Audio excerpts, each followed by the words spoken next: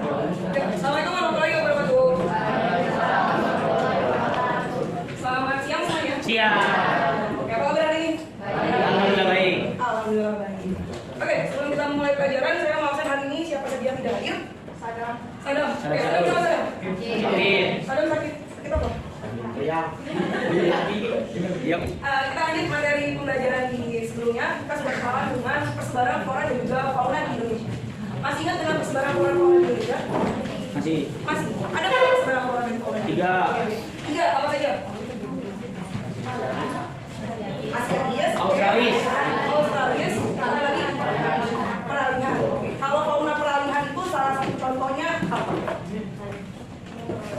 Fauna peralihan, saya mau nanya sama Rani itu aja. Satu itu. Fauna sayangku cintaku. Fauna peralihan, oke. Satu itu. Fauna peralihan persebarannya di mana? Sulawesi, masuk negara. Oke, salah satu faunanya burung maleo, oke boleh. Kemudian kalau fauna asiatis contohnya apa?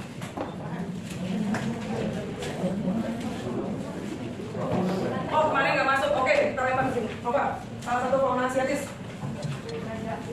Gajah, badak.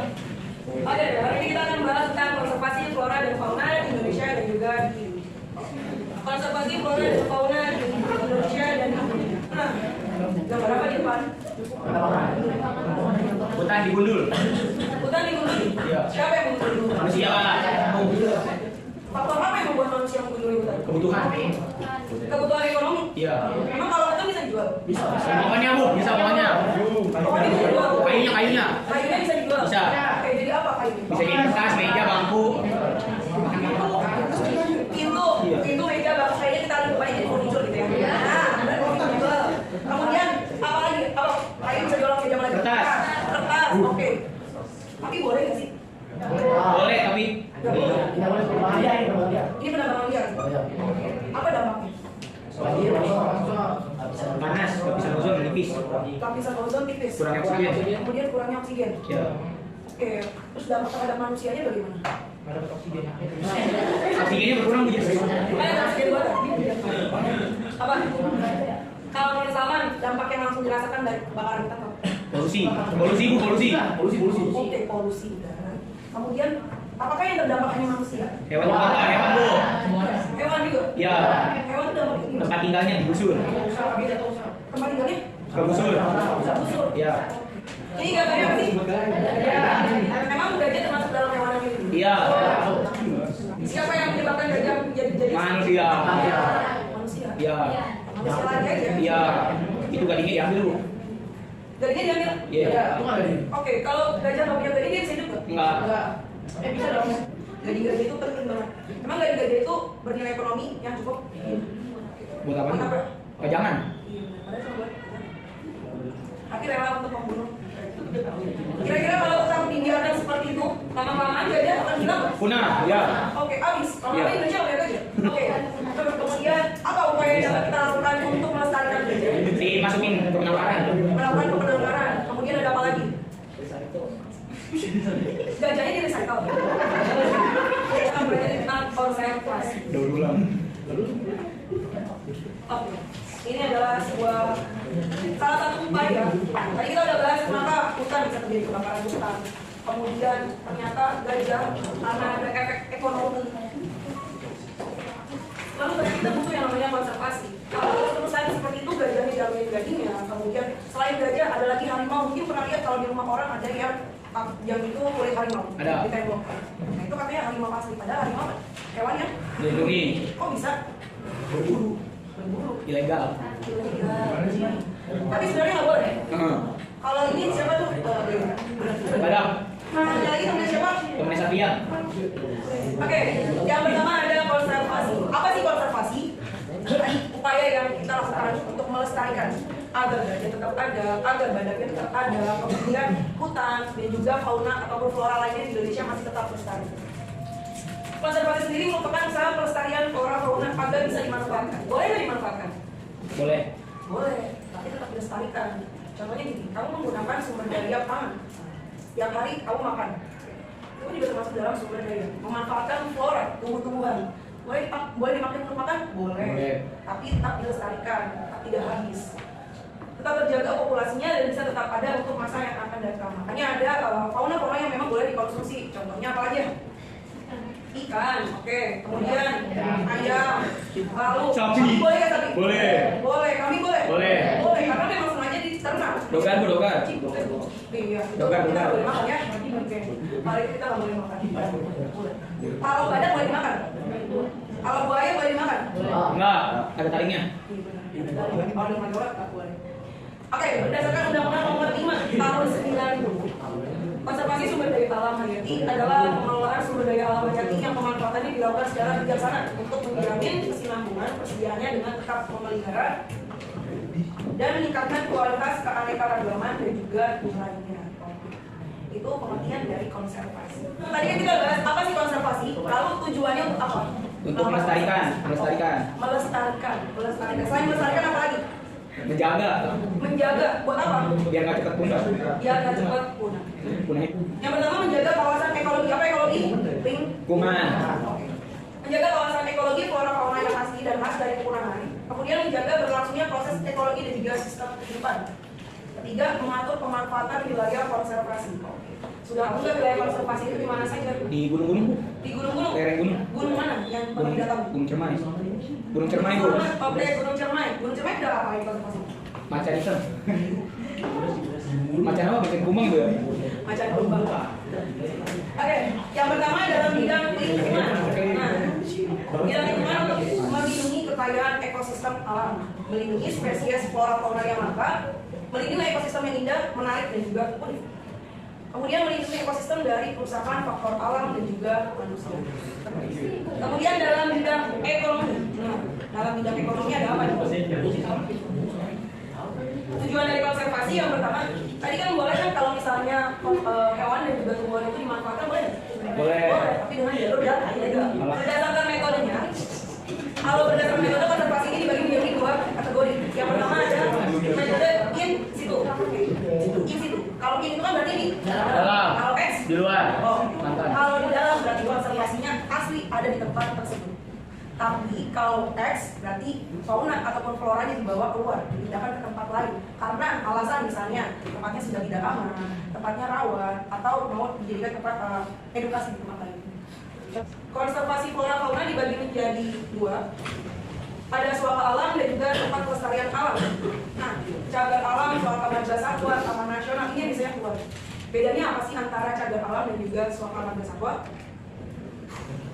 Kalau cagar alam itu yang diprioritaskan biasanya adalah tumbuhan, kemudian satwa dan juga ekosistemnya.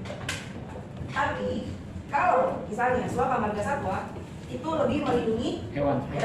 fauna yang khas, tempat untuk melindungi fauna yang khas, langka dan juga unik. Ada taman nasional. Nah, kalau taman nasional, kawasan pelestarian alam yang mempunyai ekosistem asli dikelola dengan sistem zonasi yang dimanfaatkan untuk tujuan penelitian, ilmu pengetahuan, pendidikan, dan menunjang budidaya pariwisata dan juga rekreasi. Oke, Indonesia memiliki lebih dari 50 taman nasional, 6 diantaranya masuk warisan budaya dunia. Ada Taman Nasional Komodo, kemudian Taman Nasional Lawrence, lalu Taman Nasional Ujung Kulon, kemudian Taman Nasional Gunung Leuser di Aceh, kemudian Taman Nasional Kerinci Sebak di Jambi, dan terakhir ada Taman Nasional Bukit Barisan Selatan. Next, ini Taman Hutan Raya. Pernah main Taman Hutan Raya? Di Bandung ada Taman Hutan Raya di Bandung. Nah, yang dekat. Karena saya juga pernah mainnya situ doang, yang lain belum pernah. Jadi saya sebut ya gitu. Mungkin kalian udah pernah main ke salah satu pilihan ini? Nangro aja dari sana, oh kayaknya jauh ya. Kalau Bukit Barisan ada yang pernah main? Belum. Ya belum semua. Belum semua. Ya, nanti kapan-kapan jalan-jalan. Amin. Oke. Next, ini ada Taman Wisata Alam. Gimana nih? Gimana, Bu? Bagus ya? Bagus. Oke. Nah, kemudian yang bagian atas ada itu gimana? Raja Ampat. Oh, Raja Ampat. Raja Ampat ada di provinsi Papua. Kemudian ada Pulau Komodo di Nusa Tenggara Timur. Yang ini Gunung Dani ya. Ya. Ada Danau Segara Arab Pengadilan. Suaminya kabur. Oke, kemudian ini kalau nggak salah. Bali. Di Mlem, Bu. Di Mlem. Oke, ini beberapa taman nasional, taman wisata alam yang ada di Indonesia. Kemudian ini, nah mungkin kalau ini udah pernah main. Belum juga, Bu. Belum juga. Belum. Ragunan. Orang pernah. Kebun raya atau kebun botani dan juga kebun binatang. Nah ini digabung. Kawasan perlindungan flora fauna yang dijadikan sebagai tempat untuk penelitian. Kalau kebun binatang, kebun raya, kebun botani ini termasuk dalam konservasi in situ apa ex situ? Ex situ. Oh, oke. Kenapa ex situ? Di luar itu. Soalnya bukan di habitat Asli. Oke, ini ada beberapa konservasi alam di dunia. Dari Greenland, Aeges, Phoenix, Australia. Kemudian Itu pura-pura, Bu. Oke, kalau gitu sekarang kita next ke diskusi kelompoknya. Kelompoknya boleh pakai yang kemarin saja. Jadi boleh duduk dengan kelompoknya masing-masing. Nanti baru saya share apa yang harus didiskusikan. Sudah duduk dengan kelompoknya masing-masing? Oke. Tadi kita udah kenalan dengan konservasi flora dan juga fauna yang ada di Indonesia. Apa itu pengertian flora fauna? Kemudian sekarang saya mau kalian diskusi tentang tema apa yang saya tampilkan di depan. Setiap kelompok temanya sama, jadi temanya tentang kebakaran hutan di Indonesia. Indonesia sering sekali terjadi kebakaran hutan, hampir setiap tahun selalu ada kebakaran hutan ya. Sengaja dibakar. Siapa yang bakar? Manusia lagi. Buat apa manusia yang bakar? Buat membakar lahan. Sekarang berkelompok boleh dituliskan dan juga didiskusikan dengan kelompoknya. Pertanyaannya sama. Satu kelompok hanya menjawab 3 pertanyaan dan baru kita share pendapatnya apakah sama atau tidak. Nomor 1, apa dampak yang ditimbulkan dari kebakaran hutan? Iya, ditulis. Kemudian faktor apa saja yang dapat menyebabkan hal tersebut? Yang ketiga, upaya apa yang dapat dilakukan untuk melindungi flora fauna yang ada di wilayah tersebut? Oke. Silakan saya kasih waktu diskusi 10 menit saja.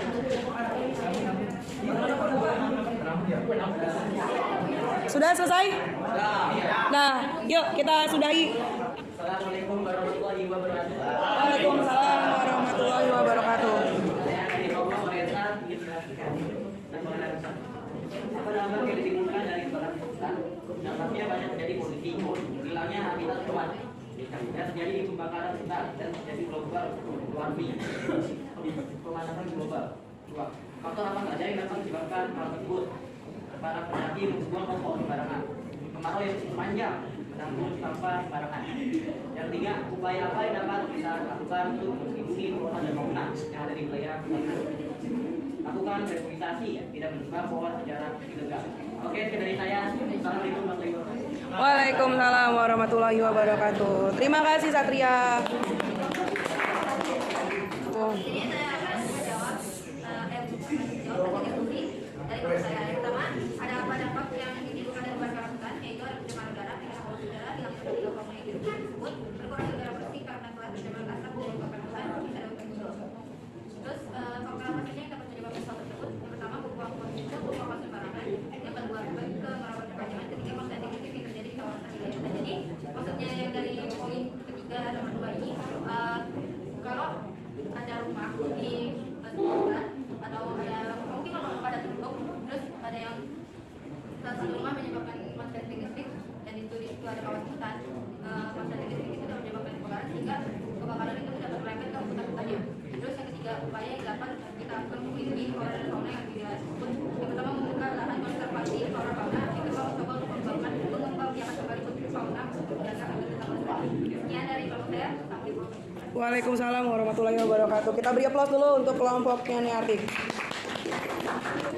Oke, kita review dulu dari pertanyaan ini. Pertanyaan yang pertama, tadi ada apa dampak yang ditimbulkan dari kebakaran hutan? Ternyata dampak kebakaran hutan yang pertama itu berdampak terhadap habitat aslinya. Oke, habitat flora maupun fauna itu udah jadi rusak. Kalau habitat aslinya hilang, maka yang akan berdampak ke habitat di sekelilingnya.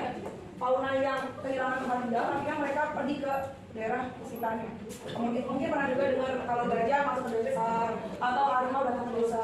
Kok bisa? Emang dia udah tempat tinggal punya, tapi tempat tinggalnya diusir. Jadi bukan salah hewannya yang masuk ke tempat tinggal manusia, tapi ya karena tempat tinggal hewannya yang berubah nih. Oke, kemudian faktor apa saja yang dapat menyebabkan hal tersebut? Nah, kebakaran hutan dapat disebabkan oleh pembukaan lahan. Kemudian tadi ada apa lagi? Kekeringan, global warming. Lalu ada apa lagi? Sudah? Ada lagi mau ditambahkan dari hasil diskusinya kayaknya masing-masing jawabannya terkait dengan faktor-faktor yang menyebabkan kebakaran hutan. Di Indonesia saya sekali menjadi kebakaran hutan ya. Maka artinya tiap tahun pas tahun 2018 ke 2019 tuh beberapa waktu tuh cukup lama. Kalimantan dan juga Sumatera. Bahkan asapnya itu sampai ke negara tetangga. Saking besarnya kebakaran hutan di Indonesia. Malah saya kan cerita ya kalau saya karbon dioksida di Indonesia itu tinggi bukan karena industri tapi karena kebakaran hutan. Lalu yang ketiga upaya yang dapat kita lakukan. Sebenarnya upaya yang paling utama itu adalah apa? Penegakan hukum. Kalau hukumnya itu adil, tegak, kemudian ibaratnya apa ya? Jelas itu. Kalau misalnya orang melanggar ada hukumannya. Tapi kan ini enggak. Ketika orang melanggar kemudian tidak dihukum, lalu besok akan kejadian seperti itu lagi. Akan terus berulang. Jadi penegakan hukum. Kemudian pemberian kesadaran upaya terhadap masyarakat bahwa ternyata flora dan fauna juga butuh tempat tinggal. Anggapannya setelah nanti kalian belajar geografi, udah belajar konservasi, 20 tahun kemudian jadi pengusaha, pengusahanya itu juga melek terhadap lingkungan, peduli terhadap lingkungan. Jangan kita punya uang buat kebakar lahan, lahannya dibakar. Jangan ya, jadi kita ambil positifnya dari mempelajari konservasi lingkungan terkait dengan pelestarian flora dan juga fauna. Oke, sampai sini ada yang bertanya? Tidak ada? Sudah cukup jelas? Hari ini kita udah belajar tentang konservasi. Konservasi yaitu apa? Tadi upaya penyelamatan. Penyelamatan. Siapa yang dilindungi? Fauna. Kenapa mesti dibantu oleh manusia? Iya benar. Kalau bukan manusia siapa lagi yang menolong? Kan nggak mungkin faunanya nolong dirinya sendiri. Kemudian faunanya menolong diri sendiri. Tapi kalau kalian butuh dikonservasi nggak? Kalian butuh dikonservasi? Tahu. Enggak, kalian kan punya pola pikir untuk melindungi diri sendiri. Sekarang tinggal kalian yang bisa melindungi flora dan juga fauna. Oke, satu lagi saya mau tanya, ada hal yang sulit nggak dari tempat belajar hari ini? Alhamdulillah tahu. Alhamdulillah tidak ada. Tidak ada. Oke, berarti next minggu depan insya Allah kita ketemu dengan pemanfaatan flora dan juga fauna. Kalau gitu terima kasih banyak untuk hari ini. Sampai ketemu lagi di depan. Assalamualaikum warahmatullahi wabarakatuh.